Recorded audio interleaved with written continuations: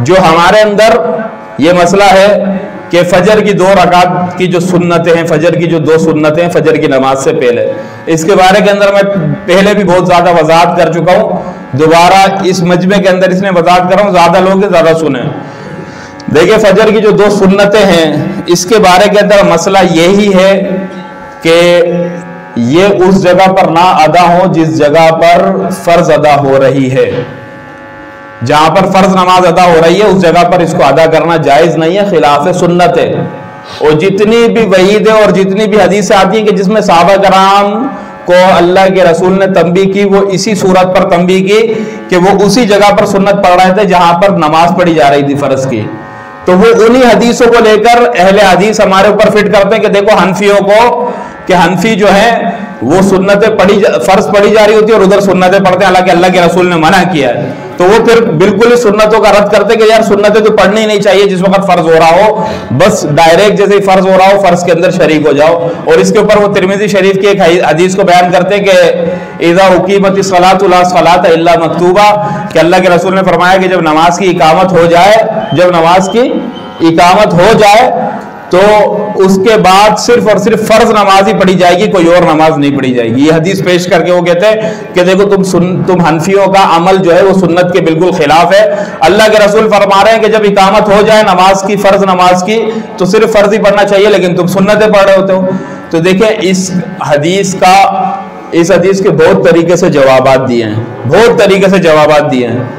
اور سب سے بہترین جواب جو ہے وہ مجمع البحرین کے اندر نظام الدین شاموزئی رحمۃ اللہ علیہ نے دیا کہ اس حدیث سے مراد ہے کہ جس جگہ پر فرض ہو رہا ہو اس جگہ پر سنت نہیں پڑھی جائے گی۔ یہاں مکان کی بات ہو رہی ہے کہ مکان ایک ہو، اگر فرض اور سنت کا تو یہ کبھی عمل ہے، ایسا نہیں کرنا چاہیے۔ ہاں اگر سنت اور فرض کا مکان جدا ہو، مطلب سنت کہیں اور ہو رہی ہے اور فرض کہیں اور ہو رہی ہے، تو اچھی بات ہے اور کرنی چاہیے، صحابہ سے ثابت ہے اور حضور اکرم صلی اللہ علیہ وسلم سے بھی ثابت ہے کہ اللہ کے رسول کو حضرت بلال فرما رہے ہیں بار بار، یا رسول اللہ ختم ہونے والا وقت آ رہا ہے، بار بار دروازے پر، اور اللہ کے رسول سنتیں پڑھ رہے ہیں۔ پھر آ کر فرمایا کہ یہ 2 رکعتیں ایسی ہیں کہ دنیا و ما فیہا کے اندر جو کچھ ہے مجھے اس سے پسند ہے، اور اگر نماز قضا بھی ہو جاتی فرض تو میں اس کو پڑھتا، یہ مجھے اتنی پسند ہے۔ اور یہاں ایک جگہ پہ فرمایا کہ اگر یہ 2 رکعتیں ایسی ہے سنت فجر کی کہ اگر تمہیں گھوڑے رون دیں پھر بھی اس کو نہ چھوڑو، کسی حال کے اندر نہ چھوڑو۔ تو دیکھیں مسئلے کی بات یہ ہے کہ جب آپ کو یقین ہو کہ میں امام کے ساتھ جڑ جاؤں گا آخری قاعدے کے اندر، تو تب آپ پڑھ لیں۔ آپ کو اس بات کا یقین ہو کہ میں امام جو نماز پڑھا رہا ہے آخری قاعدے تک میں امام کو حاصل کر لوں گا، تو پھر تو آپ 2 رکعت سنت پڑھ لیں۔ لیکن 2 رکعت سنت پڑھنے کیسی ہے، اس بات میں ہماری بہت زیادہ کیا ہے کوتاہی ہوتی ہے کہ 2 رکعت سنت ہمیں پڑھنے کیسی ہے۔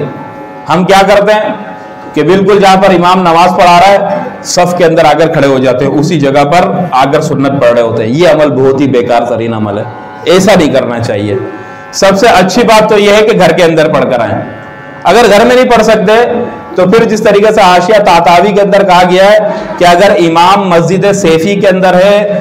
تو مقتدی کو چاہیے کہ سنت مسجد شتائی کے اندر پڑھے، اور اگر امام مسجد شتائی کے اندر ہے تو مقتدی کو چاہیے کہ سیفی میں وہ پڑھے۔ سیفی اور شتائی مطلب اگر امام سردی والی مسجد کے اندر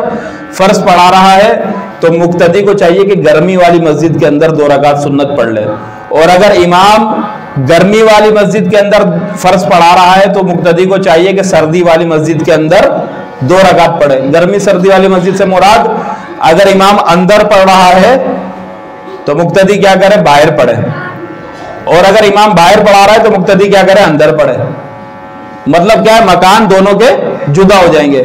اور اس کے اندر صحیح مسئلہ یہ ہے کہ جہاں تک امام کی آواز طبعاً نہ آتی ہو، آپ کہیں گے کہ یار آپ تو لاؤڈ اسپیکر کے اوپر ہوتی ہے نماز، آواز تو آئے گی، تو طبعاً جہاں تک امام کی آواز نہ آئے یا زیادہ تیزی سے آواز نہ آئے تو وہاں پر پڑھ لی جائے، بہتر ہے۔ جتنا امام سے دور ہو کے پڑھے گا اتنا بہتر ہے، یعنی دونوں کا مکان جدا ہونا چاہیے، مکان ایک نہیں ہونا چاہیے۔ اور اگر کوئی ایسی چھوٹی مسجد ہے کہ جہاں پر لا محالہ آپ پڑھیں گے تو ایسے پڑھیں گے کہ وہاں پر امام کے ساتھ ہی آپ کو کھڑا ہونا پڑے گا، تو وہاں پر ہمارے اکابرین نے کہا کہ پھر سنتیں نہ پڑھیں، آپ فرض پڑھ لیں۔ مثال کے طور پر ہم گاؤں گوٹھوں کی طرف جماعت جاتی ہے اس کے اندر آپ نے دیکھا ہوگا کہ کتنی چھوٹی مسجدیں ہوتی ہیں, 2-3 صفوں کی مسجد ہوتی ہے. اب اس کے اندر تو لا محالہ امام اگر نماز پڑھائے گا تو آپ کو دوسری یا تیسری صف میں کھڑا ہونا پڑے گا, باہر تو جگہ ہے ہی نہیں. تو ایسی جگہ پر سنت نہ پڑھیں, پھر فرض کے اندر شریک ہو جائیں. مسئلہ ہمیں نہیں پتا ہوتا, عمل ہمارا غلط ہوتا ہے, لیکن غیر مقلد ہمیں دیکھ کر وہ ہمارے ائمہ پر تان کرتے کہ دیکھو ان کے امام ایسے تھے, ان لوگوں نے ان کو یہ چیزیں سکھائی ہیں. مطلب حنفی جو ہے وہ حدیث پر عمل نہیں کرتے. بھائی حنفی تو 100% حدیث پر عمل کرتا ہے, لیکن بات یہ کہ ہمارے جو بندے ہیں مقلدین, وہ عمل غلط کرتے تو اس کی وجہ سے وہ سب سمجھتے ہیں کہ شاید ان کا مذہب یہی ہے, ہمارا مذہب یہ نہیں ہے. ہمارا مذہب بھی وہی ہے جو وہ بیان کرتے, لیکن وہ موڑ توڑ کے بیان کرتے, غلط طریقے سے بیان کرتے, اور ہم پر ان کو تان کرنا مقصود ہوتا ہے, تو لہٰذا وہ تان کرتے ہیں ہماری غلطیوں کی وجہ سے. تو اس کے اندر خیال کریں. اور ساتھ ساتھ یہ بھی یاد رکھیں کہ جو سنتیں ہیں, سنتیں بہت زیادہ مختصر پڑھنی چاہیے, بہت ہی قلیل وقت کے اندر, بہت ہی جلدی پڑھنی چاہیے. اللہ کے رسول کی سنت مبارکہ ایسی تھی کہ یہ 2 رکعت سنت ایسے پڑھتے تھے کہ ہم عائشہ فرماتی ہے کہ کبھی کبھی تو ہمیں یہ گمان ہوتا تھا کہ شاید اللہ کے رسول نے اس میں قرات ہی نہیں کی. مطلب بہت ہی شارٹ کٹ کے اندر بہت ہی جلدی پڑھا کرتے تھے.